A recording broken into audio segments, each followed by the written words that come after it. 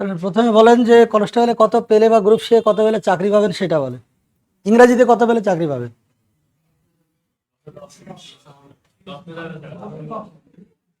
পশ্চিমবঙ্গে তো 10-এ 10, জানি না কোশ্চেন কে দেবে ওরা, ওদের একটা সমস্যা আছে কিছু কিছু জায়গায়। চেষ্টা করা হচ্ছে, আমি আমার তরফ থেকে এবং আপ্রাণ চেষ্টা করব, যেগুলো দিব চোখ মুখ বন্ধ করে পড়াশোনা করবেন। আজকে দেখে নেবো আমি যে কে কী করেছেন না করেছেন, পিডিএফ রেডি আছে আমার দেখার জন্য। আর আমি আগেই বলে দিয়েছি যে প্রত্যেকদিন আজকে যে পড়ানো হবে, এরপরে যেদিন ক্লাস থাকবে কনস্টেবলে সেদিন কিন্তু আজকের পড়া রিলেটেড একটা কোশ্চেন থাকবে, সে 10টা থাকুক 20টা থাকুক 30টা থাকুক, যা থাকবে থাকবে। এতদিন যা করেছেন কোনো সমস্যা নেই, কিন্তু এখন যে 3 মাস পড়ানো হবে, এই 3 মাস যদি আপনি না পড়েন তাহলে কিন্তু বহুত মুশকিল হয়ে যাবে।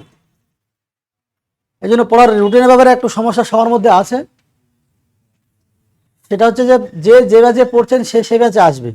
ব্যতিক্রম হচ্ছে যারা ফাউন্ডেশন 4-এ আসছেন, তারা যদি গ্রুপ সি বা কনস্টেবলের টার্গেট থাকে তাহলে ওই ব্যাচটাকে লিভ করে যাবেন, শুধু এই ব্যাচটাই কন্টিনিউ করবেন। বাকি যে ব্যাচে আসছেন সেই ব্যাচে আসবেন, তারপরে পড়া কিন্তু কভার হবে। একটা ওই ব্যাচের পড়া পাবেন, একটা পড়া কনস্টেবল এক্সট্রা দেবো, আর একটা ভোকাব আমি কোন ব্যাচে রেকর্ড করবো বলতে পারবো না। আজকে হয়তো আপনাদের ব্যাচেই করবো, কিন্তু চ্যাপ্টার ওয়াইজ একদম প্রথম থেকে নিয়ে ইডিএমস, প্রিপোজিশন, ফ্রেজাল ভাব তখন ছাড়া, মুখস্থ ছাড়া কোনো রাস্তা নাই ওর। ইডিএমসের একটা রাস্তা আছে, সেটা বের করা হবে। আর সিনোনিম অ্যান্টোনিম আমরা এর জন্য বিশেষ করে স্পেশালি সাজেস্টিভ কিছু করা হয়েছে। আমি যা করাবো বিশেষ করে সিনোনিম অ্যান্টোনিম এখান থেকে মুখস্থ করে বেরোতে হবে। যদি 11:30 বাজে, 11:30, 12টা বাজলে 12টা যদি টাইমে টেবিলে না মিলে আপনার আমার সঙ্গে, আপনি লিভ করে যাবেন গ্রুপ থেকে, কোনো সমস্যা নেই, বা পড়া বন্ধ করে দেবেন আমার কাছে, কোনো সমস্যা নেই। কিন্তু যে কটা ছেলে পড়তে চাইছে আমি 10টা হলে 10টাই পড়াবো। আর আমি এতটুকু জানি শেষ পর্যন্ত টিকে থাকতে পারে 10টা ছেলে, ও ফুল স্কোর করে আসবে ইংরেজিতে, আশা রাখি। বাকিগুলো দেখা যাক কী হয়। তাহলে প্রথম এর আগের দিন আজকে 2-1টা টপিক হয়তো নতুন পুরানো থাকবে, কিন্তু এতদিন পড়ালেখা করেননি সেটা আমিও ভালো করে জানি, আপনিও ভালো করে জানেন। তো প্রথম যেটা আপনারা যেটা ভাবছেন সব থেকে ট্রেন্ড, যদিও এটা আমাদের কাছে সব থেকে ট্রেন্ড নয়, আমি কিছু কথা আজকে অবশ্যই শুরু করবো এই বিষয় নিয়ে। কয়েকটা জিনিস আপনাদেরকে পিডিএফ আকারে দেওয়া হবে, গ্রুপটা আজকেই লিখে দেওয়া হবে নতুন গ্রুপে। একটা হচ্ছে প্রভাব, কিন্তু মুখস্থ করতে হবে, সপ্তাহে 10টা মুখস্থ করতে হবে। আর প্রিপোজিশন আমি যা করাবো ও আপনি অটোমেটিক্যালি ওখানে মুখস্থ হয়ে প্র্যাকটিসের দ্বারা হানাতানা করে ঠিক কভার হয়ে যাবে, চিন্তা নেই। বাড়ির কাজ থাকবে প্রভাব মুখস্থ করা, আর সিনোনিম অ্যান্টোনিম এখানেই চেষ্টা করো। যদি বাচ্চা সিনকে সময়ের অভাব থাকে তাহলে আমি বাড়ির জন্য দিতে পারি, কিন্তু বাড়িতে মুখস্থ করে আপনাকে এখানে নিয়ে আসতে হবে। কিন্তু গ্রামার একদম প্রথম থেকেই হবে, যে সমস্ত পয়েন্টগুলো থেকে কোশ্চেন আসে সেই সমস্ত পয়েন্টগুলোই হাইলাইট করা হবে, বাকি কোনো জায়গায় যাওয়া যাবে না আপনার থেকে।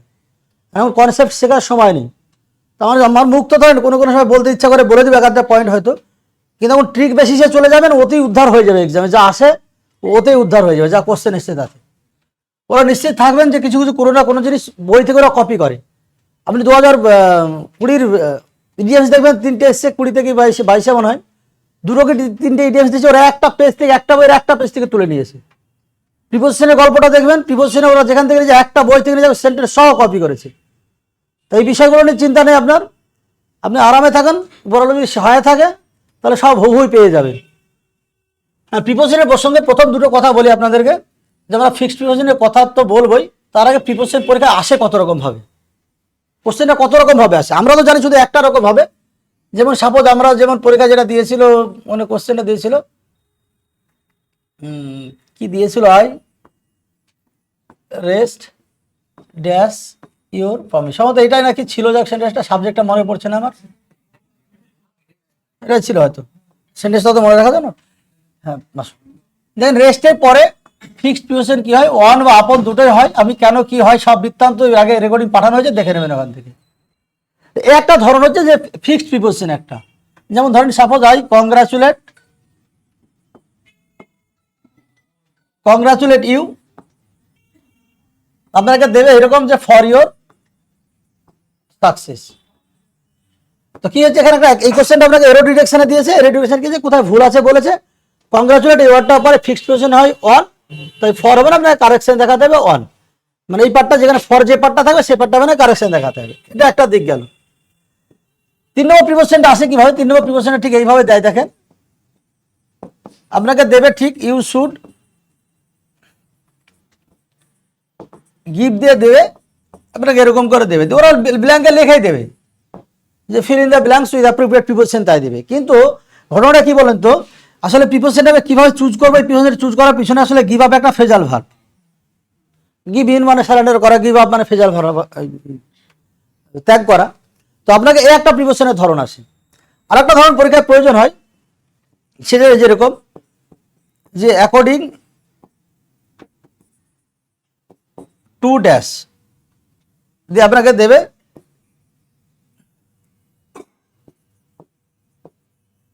দে আর অনেস্ট।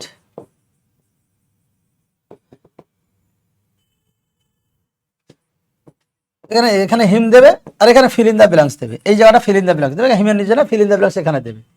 তারপরে কি করতে হবে যে অ্যাকর্ডিং এই ওয়ার্ডটা পরে প্রিপোজিশন কি হয় টু। আরেকটা কোশ্চেন আসে, সেটা যে এরকম যে I do not want to discuss about the matter. এই কোশ্চেনটা মোটামুটি মোরাললেস উপরে একটা কোশ্চেন দিয়ে আসে, দেখেন ঠিক এই যে কোশ্চেনটা দিয়ে আসে এর থেকে একটু পার্থক্য হচ্ছে কি যে এই কোশ্চেনে কংগ্রাচুলেটের পরে ওরা ভুল প্রিপোজিশন ইউজ করেছে, কিন্তু এই সেন্টেন্সে কি করেছে, এই সেন্টেন্সে ডিসকাস এমন একটা ওয়ার্ড যে ওয়ার্ডের পরে কোনো প্রিপোজিশন ইউজ করা যায় না, অ্যাবাউটটা হবে না। এটার সাথে এটার ডিফারেন্স হচ্ছে এখানে কিন্তু আপনাকে রিপ্লেস করতে হচ্ছে, কিন্তু এখানে প্রিপোজিশনটাই হবে না। এটা একটা ধরন। আর একটা নাম্বার 6 একটা ধরন আছে কোশ্চেনে, এটা যে এরকম যে he returned back home at 6 AM। হ্যাঁ, এটা লেখা হলো।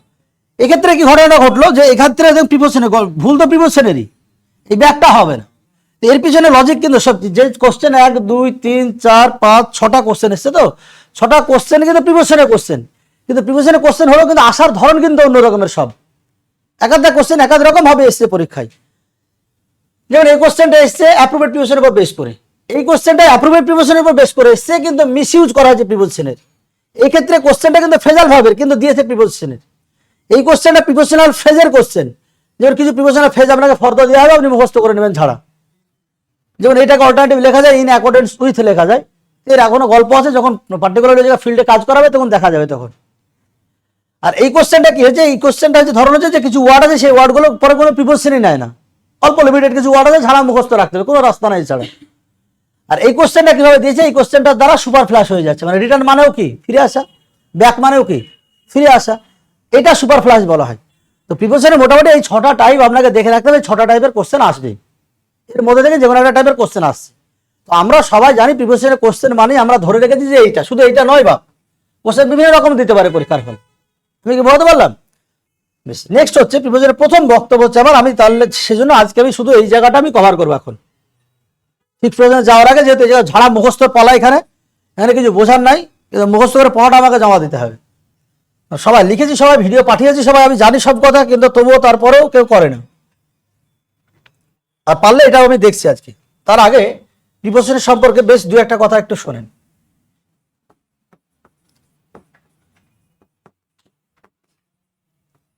আপনাদের identification of parts of speech যেখানে পড়ানো হয়েছিল, সেখানে একটা কথা বলা হয়েছিল, দেখবেন যে একটা সেন্টেন্সে কোথাও যদি প্রিপোজিশন আপনি দেখতে পান তাহলে খেয়াল রাখবেন। আর একটা পয়েন্ট আমি ভুলে গেছি এখানে বলতে, যে যদি কোথাও প্রিপোজিশন দেখতে পান তাহলে খেয়াল রাখবেন যে প্রিপোজিশনের পরে অতি অবশ্যই একটা নাউন বা একটা প্রোনাউন বসাতেই হবে আপনাকে। এই নাউন বা প্রোনাউন বসাতেই হবে, যদি না বসান তাহলে সেন্টেন্সটা ভুল হয়ে যাবে। আমি কিছু ভুল, দুটো ভুল দেখা, যেটা কম্পিটিটিভ এক্সামে আসে আর কি, সব জায়গাতেই।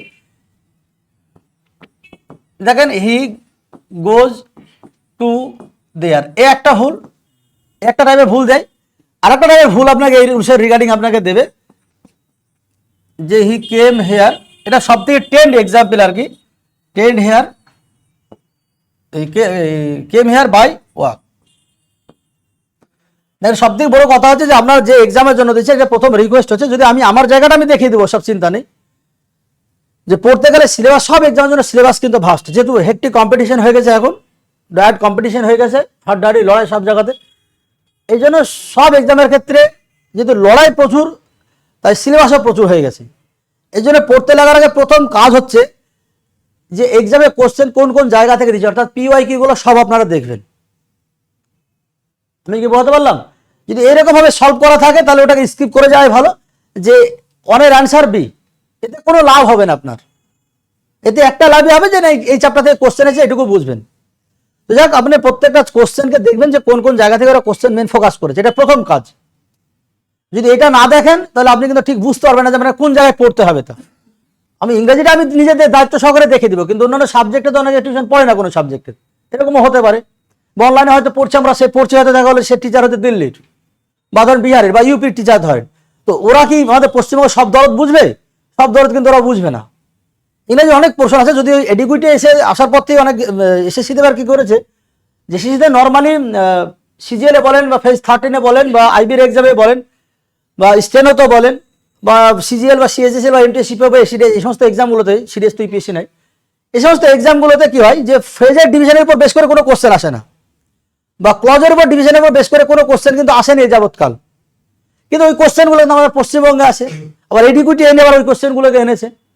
তো এখন পরিস্থিতি এরকম জায়গায় দাঁড়িয়ে গেছে যে কোন জায়গায় বাস করছেন এবং তাদের মেন্টালিটিকে আপনাকে বুঝতে হবে। এই জন্য অতি অবশ্যই সবার কাছে আন্ডারস্ট্যান্ড রিকোয়েস্ট এটাই যে অতি অবশ্যই আপনারা সমস্ত সাবজেক্টের পিওয়াইকিউ গুলো দেখবেন, তারপর পড়তে শুরু করেন। আমি কি বলতে পারলাম?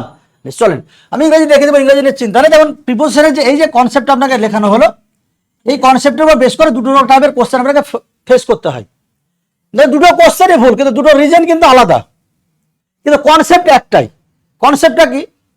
যে প্রিপোজিশন থাকা মানে তারপরে নাউন বা প্রোনাউন ম্যান্ডেটরি, কিন্তু পরপরই থাকবে এমন নয়, কিন্তু থাকতে হবে নাউন বা প্রোনাউন। নাউন বা প্রোনাউনকে ডিসক্রাইব করার জন্য মিডিল একটা অ্যাডজেক্টিভ দিয়ে দিতে পারে, অ্যাডজেক্টিভকে ডিসক্রাইব করার জন্য একটা অ্যাডভার্ব দিয়ে দিতে পারে। কিন্তু ছোট্ট কথা, এর আগেও প্রচুর পরিমাণে বলেছি, যারা নতুন আছে তারা বুঝে নেবেন শুধু যে নাউন বা প্রিপোজিশন থাকা মানে নাউন বা প্রোনাউন থাকতেই হবে। কিন্তু প্রথম সেন্টেন্সে কি হয়েছে বলেন তো? টু তো প্রিপোজিশন, কিন্তু এই ওয়ার্ডটা পার্শ্ব স্পিচ কি? দেখেন, ভাবকে প্রশ্ন করেন, এই এই ওয়ার্ডটা উত্তর পেতে গেলে ভাবকে কোন শব্দ দিয়ে প্রশ্ন করতে হয়? কোন শব্দ দিয়ে প্রশ্ন করবেন? এই বাংলা হচ্ছে সে সেখানে যায়, তাহলে সে কোথায় যায়? তাহলে কোথায় রিপ্লাই মানে হোয়ারে রিপ্লাই দিচ্ছে এই ওয়ার্ডটা। আর আমরা জানি কোন শব্দ হোয়ার, হোয়েন, হাউ বা হোয়াই রিপ্লাই যদি দেয় সেটা অ্যাডভার্ব। তাহলে প্রিপোজিশনের পরে কি দিয়ে আছে ওরা? অ্যাডভার্ব দিয়ে আছে। তাহলে সেন্টেন্সটা তো ভুল। প্রিপোজিশন থাকা মানে পরে কি থাকতে হবে বলেছি? নাউন বা প্রোনাউন থাকতে হবে। তাহলে কারেকশন করার সময় কি করবেন? নাউন বা প্রোনাউন আমদানি করতে পারবেন, আমদানি করা পর্যন্ত ইম্পোর্ট করা, বাড়ি থেকে সেন্টেন্সে ঢোকাতে পারবেন না। তাহলে আপনাকে কি করতে হবে? বাধ্য হয়ে প্রিপোজিশনটা করতে হবে। একাধিক কারেকশন একাধিক রকম, দেখতে দেখতে হয়ে যাবে। নেক্সট কোশ্চেন নাম্বার 2 তে কি বলা আছে দেখেন। 2 তে বলেছে হি কেম হিয়ার বাই, এখানে লেখা আছে ওয়াক, এটা তো প্রিপোজিশন। তো প্রিপোজিশনের পরে কি ম্যান্ডেটরি বলেছি? নাউন বা প্রোনাউন। এখানে অ্যাডভার্ব ছিল, তাই একে কোনো আমি নাউন কনভার্ট করতে পারিনি, কিন্তু এখানে দেওয়া আছে ভার্ব। এবার ইংরেজি গ্রামারে কি বলছে যে প্রিপোজিশনের পরে মানে নাউন বা প্রোনাউন বসাতে হবে আপনাকে, কিন্তু দেওয়া আছে ভার্ব। তো ভার্বকে প্রোনাউনে কনভার্ট করার কোনো রাস্তা নেই, কিন্তু ভার্বকে নাউন করা যায়। কি করতে হয়? জিরান্ড করে নাউন করতে হয়। তখন আমরা কারেকশন করে কি লিখি? বোঝা গেল করে দেখেন এইটুকু। যতক্ষণ বুঝবেন না ততক্ষণ ওই জায়গায় থেকে যাবো, এক্সাম্পল দিয়ে যাবো, চিন্তা নেই। আমি আর একটা ফেমাস এক্সাম্পল দেখেন এই রুলসের রিগার্ডিং।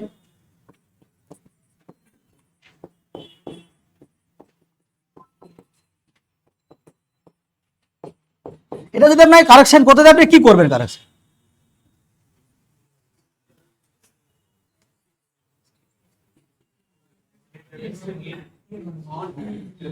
পারসিস্টেন্ট হয় ইনসিস্টেন্ট, ঠিক আছে চলো এবার বলেন কি করবেন।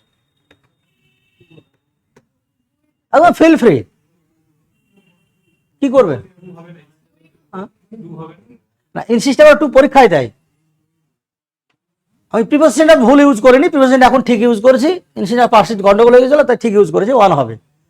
তো সমস্যাটা কি? অন দ্য প্রিপোজিশন, তাহলে প্রিপোজিশনের পরে গো টু ভার্ব, তাহলে প্রিপোজিশনের পরে কি শিখলেন? নাউন বা প্রোনাউন থাকবে। তাহলে এখানে দেওয়া আছে তো ভার্ব, তো ভার্বকে প্রোনাউন করার রুলস তো ইংরেজি গ্রামারে কোথাও নেই, তাহলে ভার্বকে নাউন করার রুলস তো আছে। তখন আপনাকে কারেকশন করে কি করতে হয়? দেখেন বোঝা গেল কিনা দেখেন।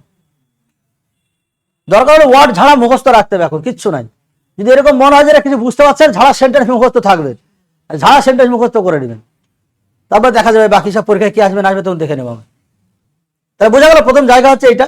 এবার চলেন আমরা কিছু ওয়ার্ড লিখবো, যেগুলো প্রথম আজকে, তারপরের দিন থেকে কিন্তু ফিক্সড প্রিপারেশন স্টার্ট হবে।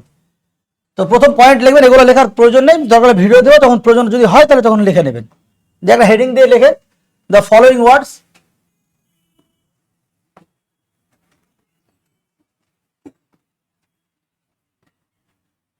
the following words do not take any preposition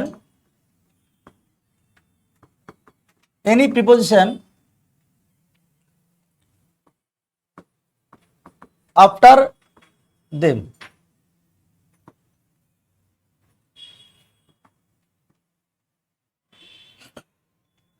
ব্র্যাকেটে সংক্ষেপে লিখে রাখেন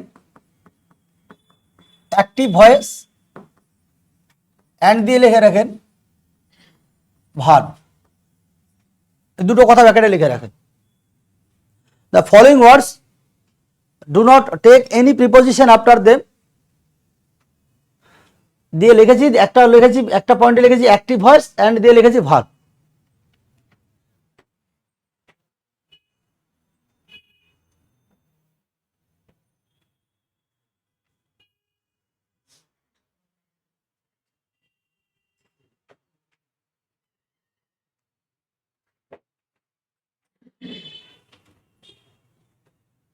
এই রুলসটা মিনিং হচ্ছে এটাই যে ওয়ার্ডগুলো এখন লেখা হবে সেই ওয়ার্ডগুলো তারপরে কোনো প্রিপোজিশন নেবে না, কিন্তু শর্ত দুটো, যদি ওয়ার্ডটা অ্যাক্টিভ ভয়েসে থাকে আর দ্বিতীয় নম্বরে যে ভার্ব হিসেবে ইউজ করা হয় তবে কোনো প্রিপোজিশন নেবে না। যদি ওয়ার্ডটা প্যাসিভ ভয়েসে থাকে বা ওয়ার্ডটা যদি নাউন হিসেবে ইউজ করা হয় বা অন্য পার্টস অফ স্পিচ হিসেবে ইউজ করা হয় তাহলে তারপরে আপনি প্রিপোজিশন দিতে পারেন। এই জন্য বোঝা গেল না জানি কি শর্ত দুটো কি, ওয়ার্ড তো বলে নিন শর্ত দুটো কি, যে কোন কোন জায়গায় আপনি প্রিপোজিশন বসাতে পারবেন না। সুলতান বলে, সই বলে।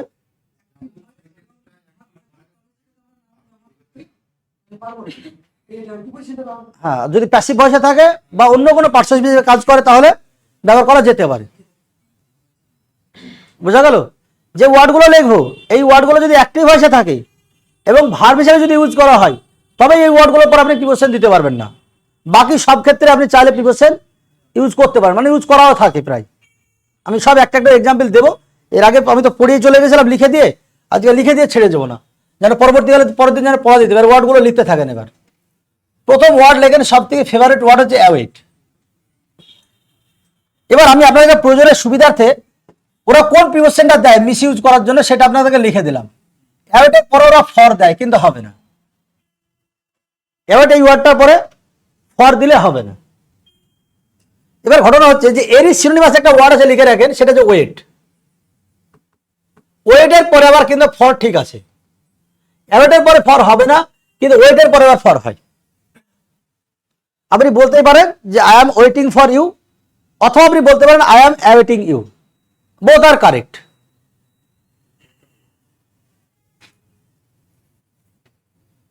আমি পিডিএফ খুব তাড়াতাড়ি গ্রুপে অ্যাড করে নিই, পিডিএফটা একদম পুরো দরকার, প্রত্যেকটা ওয়ার্ডের এক্সাম্পল সব পিডিএফ আপনাকে দিয়ে দেবো রাত পর্যন্ত, ঠিক আছে?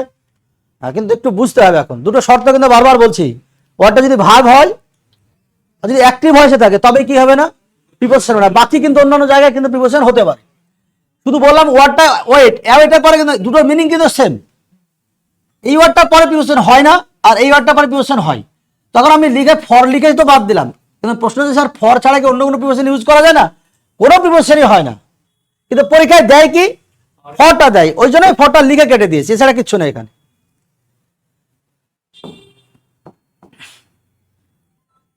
দ্বিতীয় নম্বর ওয়ার্ড লেখেন অ্যাটাক। অ্যাটাকের পরে ওরা প্রিপোজিশন হিসেবে ইউজ করে থাকে অন, কিন্তু মাথায় রাখবেন অ্যাটাকের পরে অন হবে না। সবগুলো এরকম সিনোনিম নেই, তো ঘাবড়ে যান না। 3 নম্বর ওয়ার্ড লিখে রাখেন অ্যাফেক্ট। অ্যাফেক্টের পরে ওরা প্রিপোজিশন অন দেয়, অ্যাফেক্টের পরে অনটা হবে না।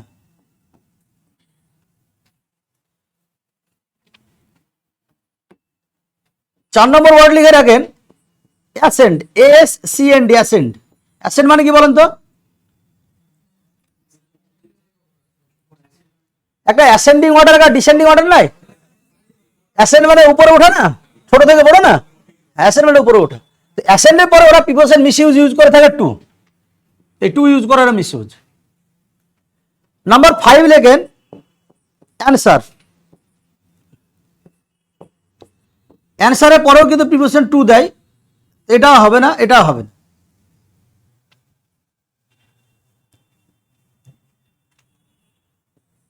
নাম্বার 6 দিয়ে লিখে রাখেন কম্প্রাইজ।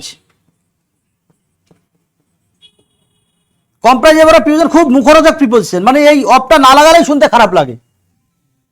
তো কম্প্রাইজের পরে অফ হবে না, কিন্তু পাশাপাশি লিখে রাখেন এরই সিনোনিম হচ্ছে কনসিস্ট। কনসিস্টের পরে কিন্তু আবার অফ হয়, এটা একটা ট্রেন্ড, আমাদের পশ্চিমবঙ্গ ট্রেন্ডের ওয়ার্ড আর কি। কনসিস্টের পরে অফ হয়, কিন্তু কম্প্রাইজের পরে কোনো প্রিপোজিশন কিন্তু হয় না।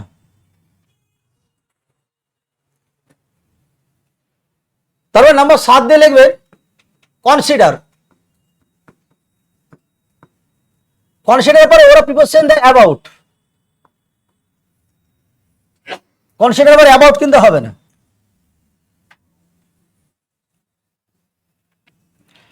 নাম্বার 1, তারপর নেক্সট একটা ওয়ার্ড লেখেন কমব্যাট।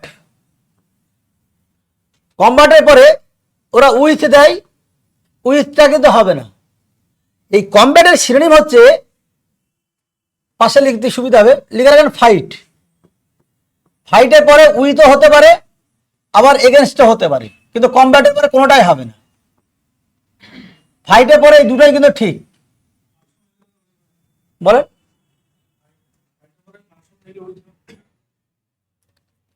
এটুকু মুখস্থ করেন, পড়াটা দিয়ে দেন, তারপরে দেখি।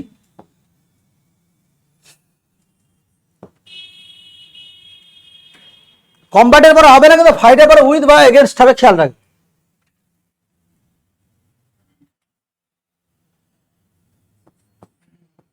তারপরে লেখেন ডিসকাস। এরপরে ওরা প্রিপোজিশন হিসেবে পরীক্ষা হলে অ্যাবাউট দেয়। ডিসক্রাইব পরে 10 নম্বর দিয়ে লিখবেন ডেসক্রাইব। ডেসক্রাইবের পরে ওরা প্রিপোজিশন হিসেবে অ্যাবাউট দেয়।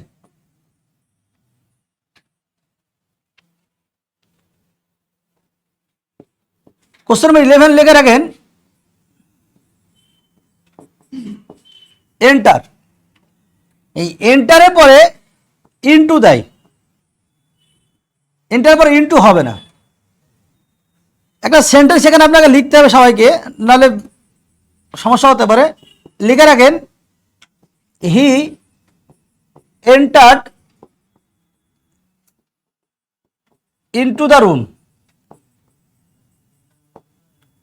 আর একটা সেন্টেন্স লেখেন he entered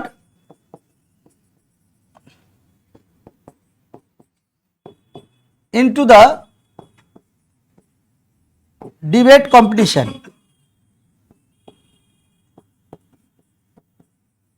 entered into the debate competition. এবার এখানে ছোট্ট একটা গল্প আছে নোট করার মতো। সেটা যে এন্টার মানে যদি সশরীরে প্রবেশ করা বোঝায়, বা কোনো একটা কংক্রিট জায়গায় প্রবেশ করা বোঝায়, তাহলে সেই ক্ষেত্রে এন্টারের পরে ইনটুটা হবে না। কিন্তু মাথায় রাখবেন, যদি কখনো সেন্স এরকম দেয় যে এন্টার ইনটু এর মিনিং হিসাবে দিচ্ছে টেক পার্ট, বোঝেন তো, একটা ফেজাল ভাব, ভালো ছোটবেলা বাল্যকালের টেক পার্ট, বাল্যকালের ফেজাল ভাব কিন্তু এটা টেক পার্ট, যেটা আমরা বলে যে পার্টিসিপেট। যদি দেখা যায় সেন্টেন্সে কোথাও পার্টিসিপেট মিনিং দিচ্ছে, তাহলে কিন্তু এন্টারের পর ইনটু ঠিক আছে। তাহলে কোশ্চেন নম্বর 1 দেখেন he entered into the room, সে রুমে প্রবেশ করেছে মানে সশরীরে, তাহলে এই ক্ষেত্রে কি হবে না, ইনটুটা হবে না। কিন্তু এই ক্ষেত্রে লেগেছে হি entered into the debate competition, তাহলে এখানে অংশগ্রহণ করা বোঝাচ্ছে তো, যে যেখানে অংশগ্রহণ করার সেন্স আছে, তাহলে এরপরে ইনটুটা হবে।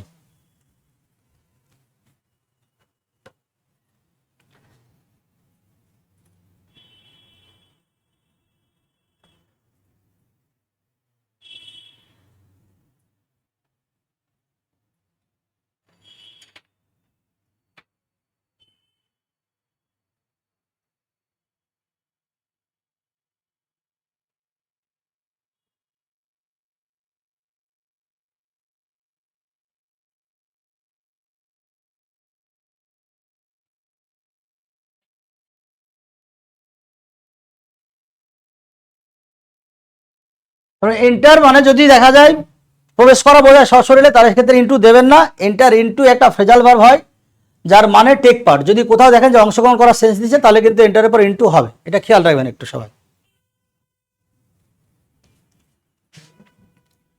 কোশ্চেন নম্বর 12 নম্বর দেখেন, 12 নম্বর ওয়ার্ডটা যে এমফাসাইজ। এখানে প্রথম বক্তব্য হচ্ছে যে এই ওয়ার্ডটার পার্শ্ব স্পিচ কিন্তু ভার্ব, এমফাসাইজ পার্শ্ব স্পিচ ভার্ব। তো এমফাসাইজ এই ওয়ার্ডটা কিন্তু ভার্ব, তো এরপরে প্রিপোজিশন হয় না, তো ওর পরীক্ষা হলে বেশিরভাগ সময় ওরা অন কে দেয়, কিন্তু এটা হবে না। এখানে একটা জিনিস বোঝার আছে, যেটা যে মাঝে মধ্যে দেখবেন এই এসিটা স্পেলিং কখনো কখনো জেডি থাকতে পারে। বেশিরভাগ ওয়ার্ড দেখবেন যে ওয়ার্ডগুলো লাস্ট শেষের দিকে এসি আছে, ওর অল্টারনেটিভ স্পেলিং কিন্তু জেডি দেখতে পাবেন আপনি। যেমন রিয়ালাইজ স্পেলিং কি, এসি তো শেষে দেখবেন কোনো কোনো জায়গায় লেখা থাকে জেডি, বোঝা গেল? তো জেডিও থাকতে পারে। তো এমফাসাইজ এই ওয়ার্ডটা পার্সেন্টেজে ভার্ব, তাহলে যেহেতু ভার্ব হিসেবে ইউজ করা যেত অন হবে না, কিন্তু পাশের টুক করে লিখে রাখেন নাউন ফর্ম হচ্ছে এমফাসিস। এমফাসিস আর এমফাসিসের পরে তখন কিন্তু পরীক্ষা অটোমেটিক কিন্তু একটা ওয়ান ব্যবহার করা হয়। কিন্তু নাউনের ভার্বের মধ্যে পার্থক্য হচ্ছে ভার্বে ই আছে আর নাউনে ই নাই। মনে রাখার সহজ রাস্তা হচ্ছে এই ওয়ার্ডটা দেখেন ভার্ব আর নাউন, দেখেন এর মধ্যে ই আছে, তো তারপরে এমফাসাইজ যেটার স্পেলিং ই আছে তবে সেটা হচ্ছে ভার্ব, আর যেটাতে ই নাই সেটা হচ্ছে নাউন। বোঝা যাবে তো না যাবে না? হ্যাঁ, ছোট ছোট জিনিস একটু বলবো, মাথায় নিতে হবে সব, মানে মুশকিল।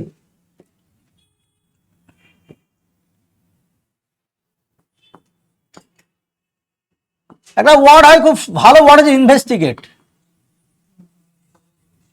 হ্যাঁ তদন্ত করা। এরপরে কিন্তু ইনটু দেয় ওরা, আর কি হবে না, কিন্তু এরই সিনোনিম হচ্ছে লুক ইনটু, এটা একটা ফ্রেজাল ভার্ব। লুকের পরে ইনটু লাগালে তবেই কিন্তু তদন্ত করা মিনিং আছে, লুকের পরে অন্য কোনো প্রিপোজিশন লাগালে কিন্তু তখন আর তদন্ত করা মিনিং আসে না। হ্যাঁ ওটা নাউন বললাম তো, এটা নাউন।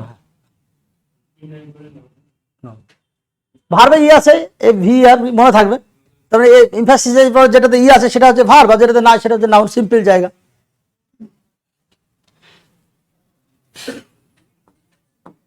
একটা ওয়ার্ড লেখা রাখেন ওবে, ওবের পরে ওরা টু দেয়, কিন্তু ওবের পরে কোনো প্রিপোজিশন হয় না। আমরা লিস্টে আছি এখন পার্টিকুলারলি যে ওয়ার্ডগুলোতে স্পেশাল প্রিপোজিশন ইউজ করা যায় না। তবে একটা ওয়ার্ড লেখেন অর্ডার, অর্ডারের পরে ওরা প্রিপোজিশন ফর দেয়, কিন্তু সে ফর হবে না। এবার আমি এখান থেকে একটা কোশ্চেন আপনাকে দেবো, আপনাদেরকে আমি একটা কোশ্চেন দিলাম, সাপোজ সিজিএল 2021 কোশ্চেনটা ফেস করতে হয়েছিল, he order for a cup of tea. একটা সেন্টেন্স লেখেন, আর একটা সেন্টেন্স লিখে রাখেন he gave an order for a cup of tea. দুটো সেন্টেন্স দেখেন দেখি।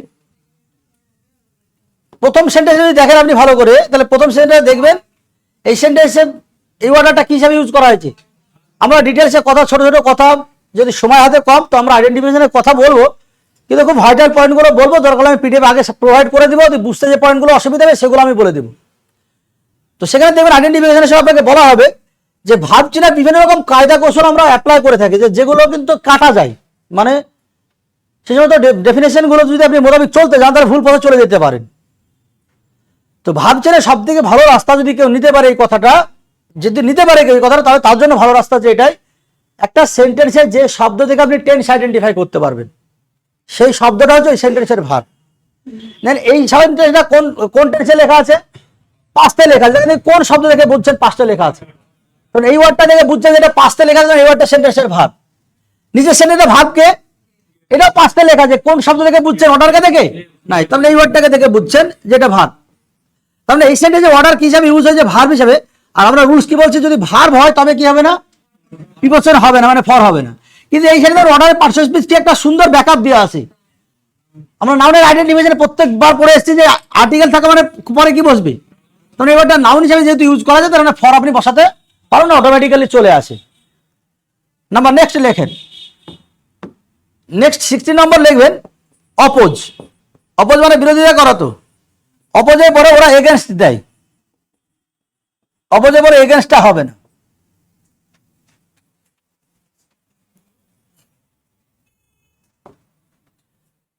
আর নেক্সট লেখেন একটা যে রিকমেন্ড, যেটা নিয়ে মাদ্রাসা হাইকোর্ট ফাইকোর্ট সব হয়ে গেছে। রিকমেন্ডের পরে ওরা প্রিপোজিশন ফর দেয়, কিন্তু হবে না।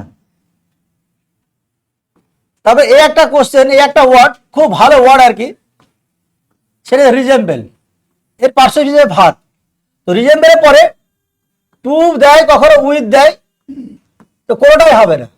এবার এখানে দুটো সেন্টেন্স লিখে রাখেন, she resembles with her mother.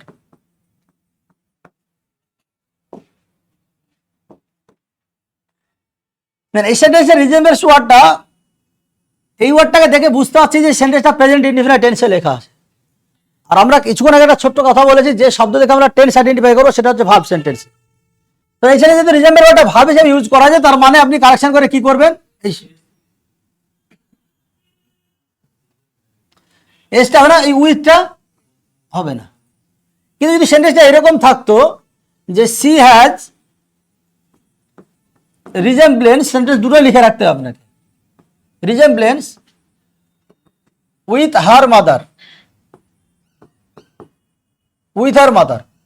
দেখেন এই সেন্টেন্সে রিজেম্বলের পার্শ্ব স্পিচ কি, দেখেন আপনাদের প্রত্যেক দিন প্রায় পড়া হচ্ছে আইডেন্টিফিকেশনের ক্ষেত্রে, যারা যে এন সি থাকা মানে সেটা পার্শ্ব স্পিচ কি হয়, নাউন হয়। তাহলে এদের যেহেতু নাউন হিসেবে ইউজ করা হয়েছে, তার মানে আপনি এখানে উইথ লাগাতেই পারেন।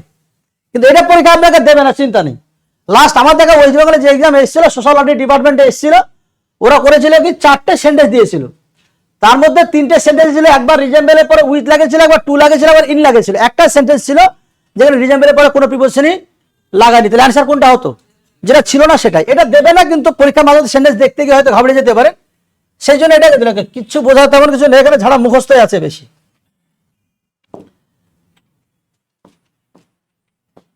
নেক্সট ওয়ার্ড লিখে রাখেন, রিচ। রিচের পরে অ্যাড অথবা ইন কোনোটাই হয় না, কিন্তু এরই সিনোনিম আমাদের সবার জানা আছে, সেটা যে অ্যারাইভ। অ্যারাইভের পরে অ্যাড অথবা ইন দুটোই হতে পারে। কখন হয় আপনারা জানেন, ছোট জায়গা হলে অ্যাড হয়, বড় জায়গা হলে ইন হয়। যদি এটা রুলস নয়, কিন্তু এটা একটা ট্রিক, তো চলে যাবে, অসুবিধা নেই। রিচের পরে অ্যাড ইন কিচ্ছু হবে না, কিন্তু অ্যারাইভের পরে অ্যাড ইন আপনি চাইলে বসাতে পারেন।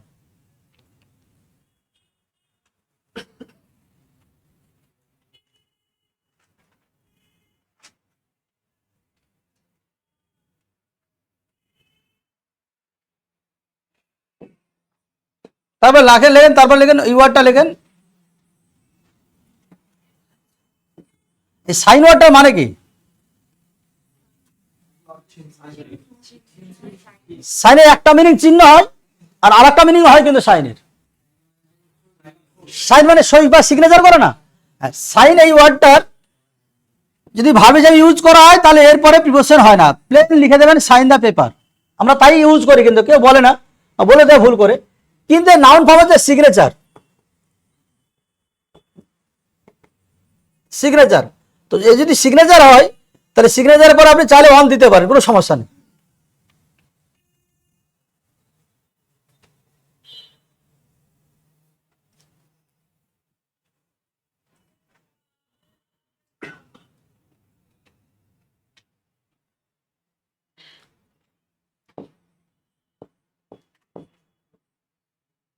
টোয়েন্টি ওয়ানে লিখবেন ভায়োলেট। ভায়োলেট পরে ওরা এগেনস্ট দেয়, কিন্তু এগেনস্ট হবে না।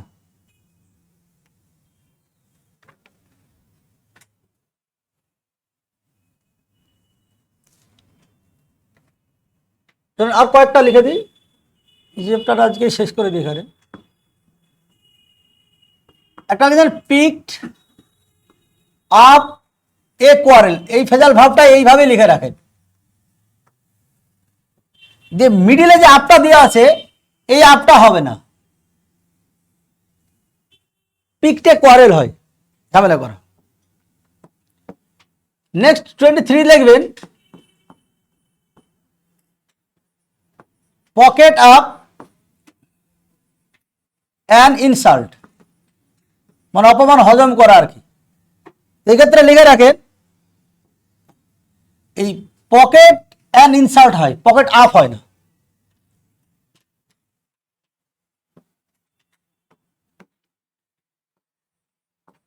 টোয়েন্টি 4 লেখেন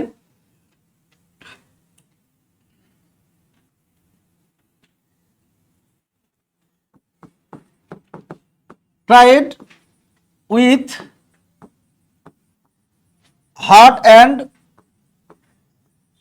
সোল। এখানে এই ওয়ার্ডটার আগে প্রিপোজিশনটা হবে না। নেক্সট লেখেন left the place with bag and baggage.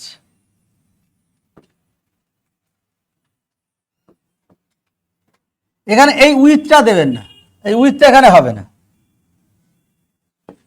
Last সব থেকে ফেভারিট যেটা ইউপিএসসিতে দিয়েছিল, তার পরের বছর বিশেষে দিয়েছিল, তার পরের বছর এতে দিয়েছিল, কি বলে কলেজ ক্লার্কে দিয়েছিল, সেই বছরই মিসলেনিয়াসে দিয়েছিল একটাই শব্দ, সেটা হচ্ছে ওয়ার্ডটা হচ্ছে কোপ আপ উইথ। এই কোপের পরে এই জায়গাটায় ফ্রেজটা যে কোপ উইথ, এই জায়গায় কখনো আপ দেয়, কখনো ইন দেয়, কখনো টু দেয়, ঠিক ঠিকানা থাকে না, কিন্তু ফ্রেজটা যে কোপ উইথ। তো ফিল ইন দ্য ব্ল্যাঙ্কসে কোশ্চেনটা দিতে পারে, আবার এমনি দিতে পারে, কোপ আপ উইথ দিয়ে চালিয়ে দিতে পারে। এই কোপ উইথের মানে হচ্ছে মোটামুটি ধরে রাখেন অ্যাডাপ্ট, যেটাকে আমরা বলি অ্যাডাপ্ট, বুঝেন তো না? গ্রহণ করার ইংরেজি ওই অ্যাডাপ্টে গেলে কথা বললেই তো ঝামেলা বেরিয়ে যাবে, কথা বলতে চাইছি না আর কি। আপনারা একটু চুপ থাকেন, নাহলে কথা বেরিয়ে গেলেই মুশকিল হয়ে যাবে, আপনারা স্লিপ করে দিলেই সমস্যা হয়ে যাবে, মানে স্কিপ তো করা যায় না, সমস্যা এটাই। তিনটে ওয়ার্ড আছে এখানে, ওখানে সব আসবে, সময় দিতে হবে একটু, সব আসবে। এই অ্যাডপ্ট মানে গ্রহণ করার, এখান থেকে সে দত্তক নিয়ে যেটাকে বলে আর কি, মোটামুটি এসে ইউজ করে অ্যাডপ্ট। আর এই অ্যাডপ্ট মানে হচ্ছে দক্ষ, একদম ফেভারিট ওয়ার্ড আমাদের পশ্চিমবঙ্গের ক্ষেত্রে। প্রিপোজিশনের সব থেকে যদি ভালো কোনো ওয়ার্ড থেকে থাকে, আমার নিরিখে সব থেকে ভালো ওয়ার্ড হচ্ছে এইটা, মানে এর সিনোনিম যেগুলো আছে, এরই সিনোনিম হচ্ছে গুড অ্যাট। আমি শুনলে অবাক হয়ে যাবেন, এই সারিতে মোটামুটি গোটা 27টা ওয়ার্ড আছে, খুব ইম্পর্টেন্ট ওয়ার্ডগুলো সব জানেন, আমি বলছি তবু না জানলে পরে লিখে দেবো, চিন্তা নেই, ঘাবড়িয়েন না। কোথাও না কোথাও অ্যাপ্রোপ্রিয়েট প্রিপোজিশন করতে গেলে আসবে ওয়ার্ডটা, যখন আসবে সব লিখে দেবে। কিন্তু এর আগের দিন একটা ওয়ার্ড লিখেছিলাম, কি ছিল? রেস্টুরেন্টের সাথে সাথে কি ছিল? ব্যাংকে গিয়ে কাউন্ট করে, ঠিক আছে, বাকি বুঝে গেছি। তো আমরা খেয়াল রাখতে হবে অ্যাডাপ্ট, এই ওয়ার্ডটা ছিল যে একটা ওয়ার্ড আছে গুড, গুড অ্যাট, একটা ওয়ার্ড আছে এক্সপার্ট, এই তিনটে সব থেকে বেশি। আর একটা ওয়ার্ড দেয় স্কিল্ড, এই চারটে ওয়ার্ড এখানে বেশি দেয়। এছাড়াও ইউজ করা হয় প্রফিসিয়েন্ট, ইউজ করা হয় এফিসিয়েন্ট, ইউজ করা হয় এক্সপেরিয়েন্স, ইউজ করা হয়। এই গোটা কতক ওয়ার্ড সব থেকে ট্রেন্ড ওয়ার্ড এটা। ট্রেনের কথা পরে হবে, তখন এটা বললাম গ্রহণ করা বা দত্তক নেওয়া, আর এটা হচ্ছে দক্ষ, আর এটা হচ্ছে খাপ খাওয়ানো। সে অ্যাডাপ্ট বলে না, অ্যাডাপ্ট যার মিনিং আমরা জানি অ্যাডজাস্ট করা বা অ্যাক্লিমেটাইজ করা বলা হয়। এর পরে কথা হবে, এখন আমি এইগুলো পড়া কিন্তু নেবো বাবা, তারপরে যা করবেন আপনারা তাই করবেন, কিন্তু আগে পড়া যেগুলো দেবো সেইগুলো নেব। আর একটা 27 দিয়ে লিখে রাখেন যে কাম অ্যাক্রস। এই কাম অ্যাক্রসের পরে উইথ দিয়ে একটা প্রবণতা আছে, আর আমাদের বলার একটা প্রবণতা আছে, এখানে উইথটা হবে না, কাম অ্যাক্রস। আর এই কাম অ্যাক্রসের মিনিং যদি জান আপনি, তাহলে মিনিং হচ্ছে হঠাৎ দেখা পাওয়া। তো তাহলে প্রথম বক্তব্য খেয়াল রাখবেন, এদের সঙ্গে রান ইনটু, এটা ফ্রেজাল ভার্ব। আর একটা ওয়ার্ড ইউজ করা হয়, সেটা হচ্ছে মিট উইথ, মিট উইথ। তবে মিট আর মিট উইথের পার্থক্য ছোট্ট করে একটু বলে নিই, যে মিট আর মিট উইথের মধ্যে পার্থক্য হচ্ছে এটাই, যে মিট মানে হচ্ছে আপনার পূর্ব পরিকল্পনা মোতাবেক কারোর সঙ্গে দেখা করা, আর মিট উইথ মানে হচ্ছে হঠাৎ কোন একটা জিনিসের সম্মুখীন বা দেখা পাওয়া। আর পরীক্ষায় মিট উইথে যে সেন্টেন্সটা দেবে, সেই সেন্টেন্সটা একটাই সেন্টেন্স দেয় পরীক্ষায়, ভালো করে একটু খেয়াল রাখেন, প্রয়োজনে সেন্টেন্সটা লিখে রাখেন। দেবে ছোট্ট করে আমি লিখে দিলাম, হি মিট ড্যাশ অ্যান অ্যাক্সিডেন্ট। কি করবেন এখানে? দেন অ্যাক্সিডেন্ট কি বলে গিয়ে আসে? যদি বলে গিয়ে আসতো তাহলে আপনি ওই রাস্তা দিয়ে যাবেন না, যাবেন কি? যাবেন না। তাহলে অ্যাক্সিডেন্ট কিন্তু না বলে সে হঠাৎই দেখা পাওয়া যায়, এই জন্য এখানে মিটের পরে কি প্রিপোজিশন ইউজ করা হয়? উইথ ইউজ করা হয়। তিনটার মিনিং সেম, যে কেম অ্যাক্রস, কিন্তু শুধু পরীক্ষায় আসার ধরন আলাদা। কিন্তু কেম অ্যাক্রসের মিনিং যা বা কাম অ্যাক্রসের রান ইনটুর মিনিং সেম, মিট উইথের মিনিং সেম। যদি এরকম হয় ধরেন ঘটনাটা, যে আপনি প্রাইম মিনিস্টারের সঙ্গে দেখা করবেন, সেক্ষেত্রে দেখা করার ইংরেজিটা কি করবেন? মিট করবেন না মিট উইথ করবেন? বলেন, করবেন, বল ভুল হোক বলেন, আপনি মাথা ব্রেন কাজ করে বলেন, শুনে বলেন না, কিন্তু মিট হবে। তখন প্রাইম মিনিস্টারের সঙ্গে দেখা করতে যাবেন, হঠাৎ আপনি দেখা পাবেন না, আপনি তো অ্যালাউড নয়, বোঝা গেছে? এবার ধরুন স্টেডিয়ামে আপনি গেলেন, দেওয়ার পরে দেখলো আপনার একটা বন্ধু কলকাতা আছে, আপনি টিকিট কেটেছেন, সেও জানে না, সে টিকিট কেটেছে আপনিও জানেন না, ঢুকতে আছেন, দেখা হলো, এক্ষেত্রে কি ইউজ করবেন? এক্ষেত্রে মিট ইউজ করবেন। তবে ঠিক আছে। এবার এক্ষেত্রে একটা কথা শুধু ছোট্ট করে একটু লিখে রাখেন, এই ওয়ার্ড তিনটের সঙ্গে পরের দিন আমি যে জায়গাটা ধরবো আর কি, অ্যাপ্রোপ্রিয়েট প্রিপারেশনের সহ, সেটা এই তিনটে ওয়ার্ডের মধ্যে অলরেডি সাডেনলি মিনিং বর্তমান। তাই এই তিনটে ওয়ার্ড যদি ফ্রেজ কোথাও দেখতে পান, তাহলে ওই সেন্টেন্সে কিন্তু সাডেনলি ইউজ করা যাবে না, যাবে না। হ্যাঁ, দুটো মিনিং তো সেম। আপনি যদি বলেন সকালে মর্নিং ওয়াক করা, হবে? মর্নিং ওয়াক কখন করে? মর্নিং এর মানে কি? তাহলে সকালটা বাড়তি হয়ে গেল না? আপনি যদি বলেন পাস্ট হিস্ট্রি, একসাথে ইউজ করা যাবে? বলেন দেখে আপনি। হিস্ট্রি কি নিয়ে তৈরি? ফিউচার নিয়ে। ফাইনাল কনক্লুশন কি জিনিস? ফাইনাল কনক্লুশনও তাই তো, যেটা আমাদের সব থেকে মুখে রয়েছে রিপিট এগেন। রিপিট মানে কি? পুনরাবৃত্ত করা। যেটা বিশেষ প্রিলিমসে ফেস করতে হয়েছিল সাপোজ আর ইফ, এই সরি আপনাদের যেটা কনস্টেবলে ফেস করতে হয়েছিল সাপোজ আর ইফ, দুটো মিনিং তো সেম, সব পেয়ে যাবেন আপনি। এটা আজকে একটা চ্যাপ্টার দিলাম, আমি বললাম এই জন্য। এবার এই ওয়ার্ডগুলো কি তিনটের মধ্যে অলরেডি এই মিনিং বর্তমান আছে সাডেনলি, তাই এই তিনটে ওয়ার্ডের ক্ষেত্রে এগুলো তো সব ভাব তো আপনি বাদ দিতে পারেন, এই জন্য সাডেনলিটাকেই বাদ দিতে হয়। তো কিছু পরিস্থিতিকে লিখে দিতে হয়, যেমন কিছু পরিস্থিতির মধ্যে এই কোশ্চেনটা একবার বিশেষ প্রিলিমসে এসেছিল। কোশ্চেনটা এসেছিল এরকম যে হি কেম, না কোশ্চেনটা ছিল the detective suddenly came dash a useful clue, এইটুকু ছিল কোশ্চেনটা। এবার এখানে আপনাকে ব্ল্যাঙ্কে দিয়েছিল যে কেমের পরে কেমে অ্যাক্রস হবে না উইথ হবে না ইনটু হবে না কিছুই হবে না, যে আপনি কি করেছেন অ্যান্সার, ওরা ফিলিং দ্য ব্ল্যাঙ্কস, আপনার ফোকাস ছিল এই জায়গাটায়। তো ডিটেকটিভ কি একটা যেটা কাজে লাগবে এরকম একটা ক্লু কি পেয়েছিল, হঠাৎ পেয়েছিল না পুরো পরিকল্পনা হতে পেয়েছিল? হঠাৎই তো পেয়েছিল। আর হঠাৎ পাওয়ার ইংরেজি তিনটে তো পেলাম, একটা হচ্ছে কাম অ্যাক্রস, একটা রান ইনটু, আর একটা মিট উইথ। তো এখানে আছে কি, যেহেতু কাম আছে তাহলে অ্যাক্রস হবে, যদি এখানে রান থাকতো তাহলে ইনটু হতো, বোঝা গেল? আর যদি মিট থাকতো তাহলে উইথ হতো। এবার ঘটনা হচ্ছে যদি কাম অ্যাক্রস অ্যান্সার করলাম, সেন্টেন্সটাকে ঠিক, সেটা ঠিক না, কি ভুল বলেন তো? এখানে সাডেনলিটা ইউজ করা যায়, এখানে কিছু করার আছে কি আপনার? আপনার কিছু করার না, কোশ্চেন বলতে চাই কিন্তু কিছু করার নাই আপনার। ওটা আমাদের হাতে নেই, সেটাই।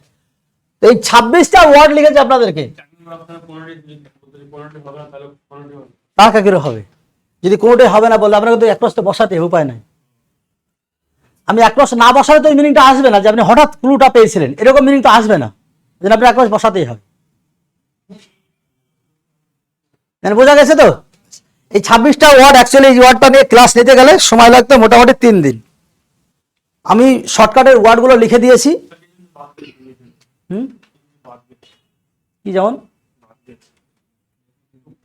টুকতে পারছি, রেকর্ডিং দেবো, তাহলে এখন ক্লাস এখন জানি না কখন শেষ হবে, এটা বুঝতে পারছি না। আমি রেকর্ডিং পাঠিয়ে দেবো আজকের মতো, রেকর্ডিং পাঠাবো প্রত্যেকদিন নয়, আজকের মতো পাঠাবো, প্রত্যেকদিন নয়, অনেক হয়েছে জীবনে, ওসব ধোকা প্রচুর খেয়ে গেছি জীবনে, ধোকা দেবো না, ধোকা খাবো না, ব্যাস মিটে গেল। আচ্ছা বেশ, এটা ছিল প্রিপোজিশনের গল্প। পরের দিন থেকে প্রিপোজিশন শুরু, একদম ফিক্সড প্রিপোজিশন, এগুলো কোথায় হয় না সেগুলো দেখে দিলাম মোটামুটি। কোন স্লাইডটা বাদ গেছে?